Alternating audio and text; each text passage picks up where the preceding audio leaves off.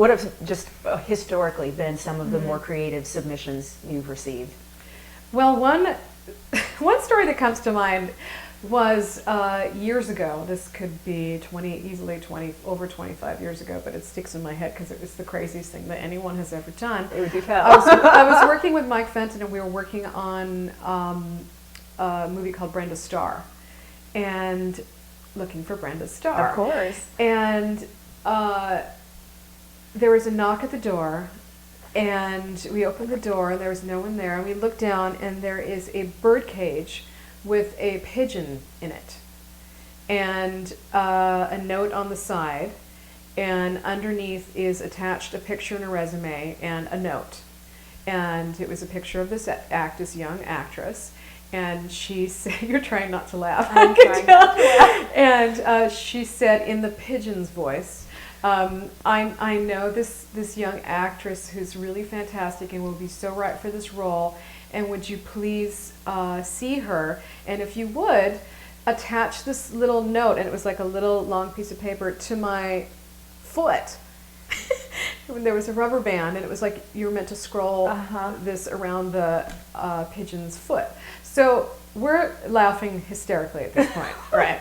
I mean, and I've never seen anything like this. So we're like, hell, I'm game. Let's do it. You did not. So we go into my office and we close the doors, and Mike reaches in and gets the bird, and we write, that we'll see you. And he gets the bird and kind of flips it over so that his feet are up like this. And I go to attach the thing to his foot, and the bird freaks out and starts flapping, and Mike lets go, and the bird starts flying around my office, flapping like a wild bird, and takes down every single piece of artwork on my walls, shits all over my office, literally destroys my office, and then ends up on the perched on a curtain rod.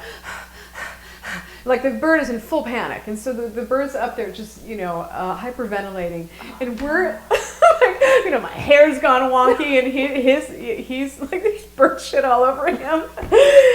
And so finally he gets the bird, and I managed to attach the little note to his foot, and we go outside and we launch the bird, and the bird flies off, and that was the last we ever heard of her.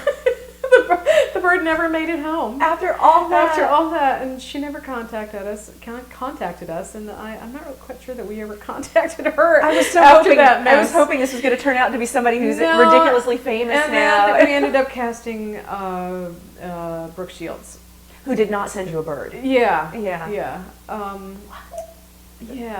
That's so bizarre. I've never heard a story that bizarre. That goes at the top of the list. Now, do you ever have actors come in and work as interns? Do you ever offer that opportunity for them to come in and sort of see how casting works, open mail, that sort of thing? I have done that in the past. I did it actually on this last project, because with a pilot, the sheer volume of what you have to do, it was more than even three of us could handle. And so my associate knew someone who was an actress, and she was fantastic, and she came in and she did a lot of the technical stuff by getting the actor's profile filled out on my database, greeted actors that were coming in, and through that she also had access to looking at all the auditions. And she kept coming up to me every night at the end of the day saying, I've learned so much watching all these auditions. It's just given me this whole new insight into the whole process. So I do hire actors every once in a while. I also like to hire people that want to be casting directors, because this is the best way to learn, is to work in a casting office. Is there any specific advice you'd like to give to actors who stumbled upon this interview and want to hear some pearls of wisdom or brilliant ideas, no pressure, but be brilliant? What would you tell them if there's an actor who's just wanting to know if acting's right for them? I think to do this is such a hard job. You have to want to do it 150%.